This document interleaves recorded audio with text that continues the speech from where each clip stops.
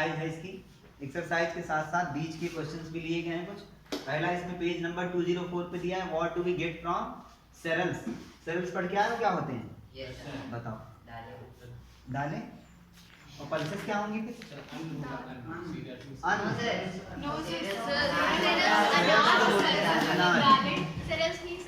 अनाज। बाकी तो पता ही होगा, फ्रूट्स और वेजिटेबल्स। ये हमको कहाँ से मिलते हैं, कैसे मिलते हैं पूछा गया है। सेरल नहीं, what do we get from cereals, यानी इनसे हमको क्या मिलता है। तो सेरल्स हमको देते हैं कार्बोहाइड्रेट, और ये क्या देते हैं हमको? एनर्जी देते हैं। पल्सेस हमको प्रोटीन देती हैं जो हमारी बॉडी को बिल्ड करने में मदद करते हैं। इसके बाद है वेजिटेबल्स एंड फ्रूट्स हमको क्या देते हैं? विटामिन और विटामिन एंड मिनरल्स क्या करते हैं? हमारी बॉडी को प्रोटेक्ट करते हैं। क्या करते हैं? हम लोगों ने 3 तरीके के फूड पढ़े थे क्लास 3 में, याद है तुम लोग को? नहीं यार, क्लास 3 की बातें नहीं याद। थर्ड में सर हम लोग भी नहीं थर्ड में आए नहीं। देखो पहला हम लोगों ने पढ़ा था body building foods, body building, इतना लिखा समझ आओ। दूसरा पढ़ा था हम लोगों ने प्रोटेक्टिव फूड्स, प्रोटेक्टिव। तीसरा कौन सा था? Energy giving food. आज किसी छोटे बच्चे से जा रहा हूँ, उससे बात करना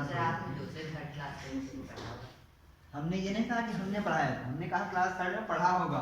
कोई तो पढ़ाता होगा तुम लोग को? कोई नहीं पढ़ाता था? क्या चलती थी? EVS में ही बता रहे हैं, EVS में ही। तो देखो इसमें बॉडी बिल्डिंग में प्रोटीन्स आते हैं जो हमारी बॉडी को बिल्ड करते हैं, प्रोटेक्टिव में फ्रूट्स एंड वेजिटेबल्स आते हैं, एनर्जी गिविंग में कार्बोहाइड्रेट वाली चीजें आती हैं। ठीक, तो उसमें से एक ये हो गया, समझ गए ना? आगे चले, कुछ पूछना है इसमें? लिखा है how do biotic and abiotic factors affect, कल ही पढ़ा था ये हमको लग रहा है। क्रॉप प्रोडक्शन को बायोटिक और एबायोटिक फैक्टर कैसे अफेक्ट करते हैं। पहले बताओ बायोटिक फैक्टर कौन कौन से होते हैं? क्या इधर देख करके आंसर देख करके तो सब बता देंगे। हम पूछ रहे बायोटिक फैक्टर्स क्या होते हैं? जो लिविंग होते हैं, जैसे ह्यूमंस। हाँ रुक जाओ, हम कुछ चीजें लिखेंगे, इधर से दिखा कुछ चीजें लिखेंगे, बताना कि ये बायोटिक है कि बायोटिक है। ठीक है, चिल्लाओ।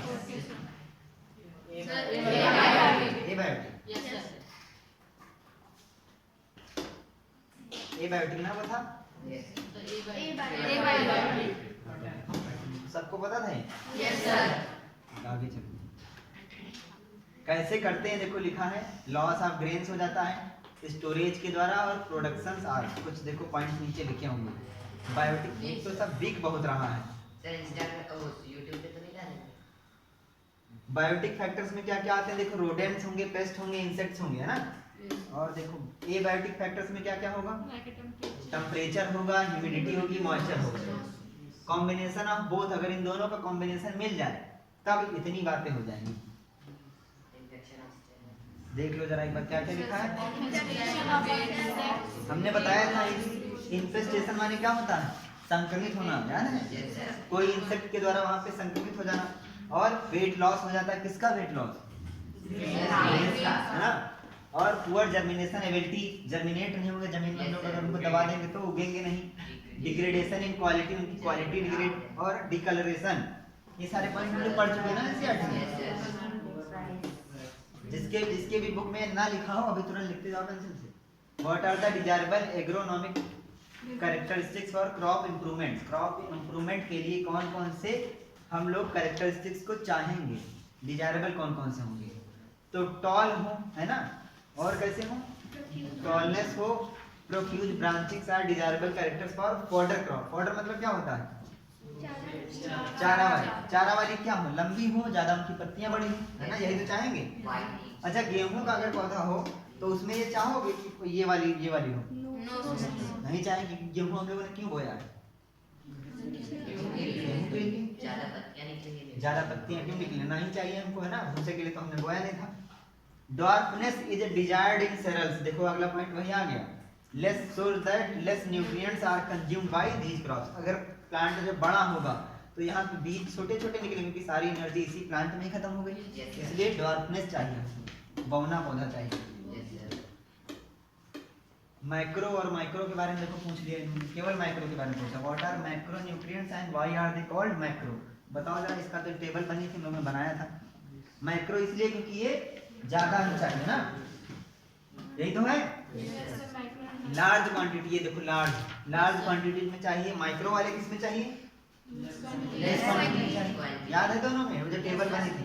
टेबल किस पेज नंबर पे बनी जरा बताओ। उसी की तो बात हो रही, देखो है ना, साथ में पेज नंबर भी लिखते चलो। ये जो 3 काम लिखे हैं इनके लिए चाहिए होते हैं as the constituent of protoplasm. NPS ये क्या होता है?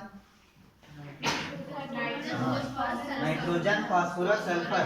ये प्रोटीन में प्रेजेंट होते हैं। Calcium is present in cell wall. जितने भी प्लांट की सेल होती है सेल वॉल होती है उनमें। और क्या है, याद है कि नहीं? प्लांट सेल और एनिमल सेल में एक मेन डिफरेंस यही होता है कि प्लांट सेल में क्या होता है? Magnesium is important constituent of रो का है।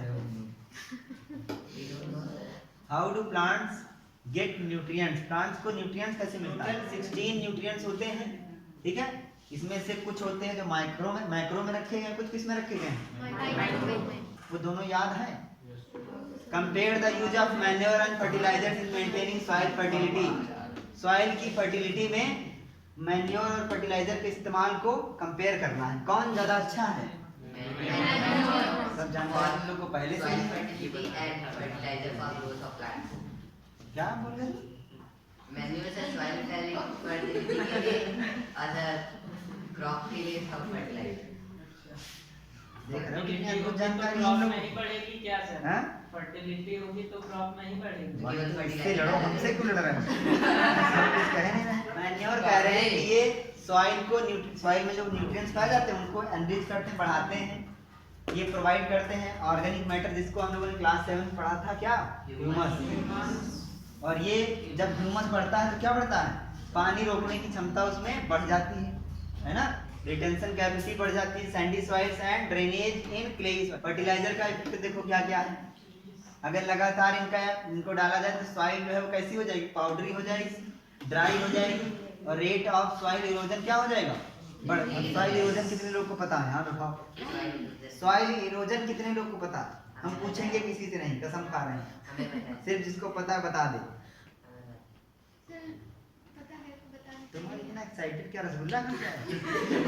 बताओ। सॉइल इरोजन होता है जब भूमि का कटाव, यानी कि प्रेशर मिट्टी की सॉइल फर्टिलिटी होती है, और मतलब जो सर गुड सॉइल होती है वो सर जो मिट्टी की सॉइल चैप्टर 8 क्लास 7 में सॉइल पढ़ किया, उसमें ऐसे ऐसे करके लेयर्स पड़ी थी मिट्टी की, हॉरिजॉन बनाए थे।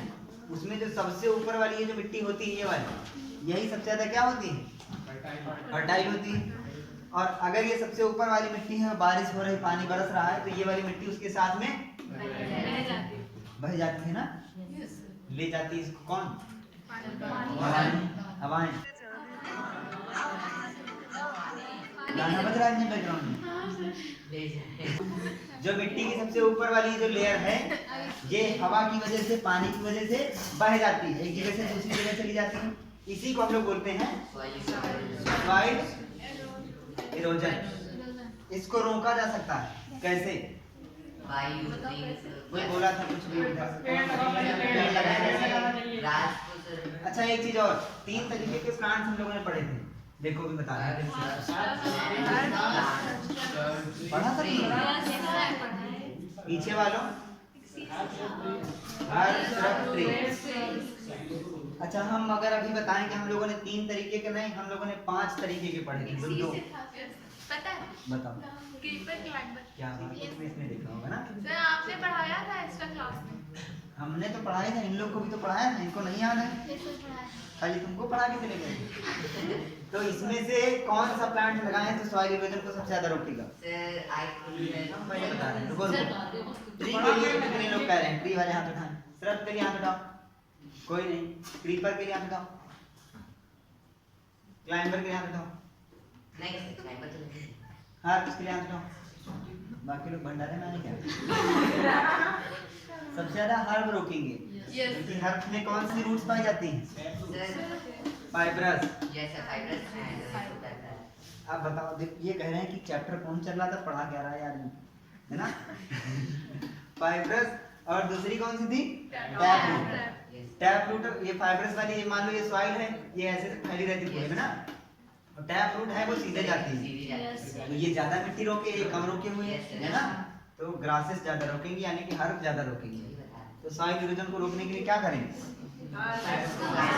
ज्यादा ज्यादा हर्ब लगाए। प्लांट मत बोला करो, साइंस वाले ने बोलो हर्ब लगाओ। पेज नंबर 208 खोल लो फटाक से। खुल गई? Which of the following conditions will give the most benefits and why? Farmers use high quality seeds, do not ये तो बता रहे हैं क्लास में कि फार्मर जो अच्छी क्वालिटी का सीड इस्तेमाल करें, इरिगेशन को एडॉप्ट करें, बढ़िया से मतलब पानी दे टाइम टाइम, फर्टिलाइजर का इस्तेमाल करें और क्रॉप प्रोटेक्शन का भी इस्तेमाल करें। अच्छा का भी ये तुम लोग पढ़ के आए हो कि फर्टिलाइजर फायदेमंद के साथ साथ नुकसानदायक भी Yes, sir. है ना, Yes, sir. बस ज्यादा नहीं।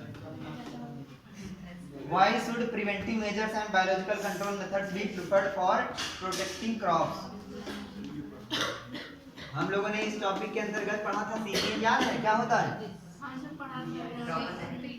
Crop protection management. इस वाले में हम लोगों ने ये पढ़ा था क्या कि बायोलॉजिकल कंट्रोल मेथड कौन कौन से हैं जो प्रोटेक्टिंग क्रॉप की प्रोटेक्शन में मदद करते हैं, बताओ। बहुत सारे पढ़ा था ना। Yes, sir. Diseases in plants are caused by pathogens. Plants में बीमारियां होती हैं किसकी वजह से? पैथोजन की वजह से। इनसे अगर छुटकारा पाना है तो हमको बायोलॉजिकल कंट्रोल मेथड का इस्तेमाल करना होगा, और ये सिंपल होते हैं। They are simple, economic and minimise pollution without affecting the soil quality. क्या हम कौन कौन से उत्तर दिया है कि नहीं? कुछ नहीं दिया। चलो हम लोगों ने बुक में पढ़ा ही था। What factors may be responsible for losses of grain during storage के दौरान कौन कौन से फैक्टर हैं जो रिस्पॉन्सिबल होते हैं? कौन कौन से?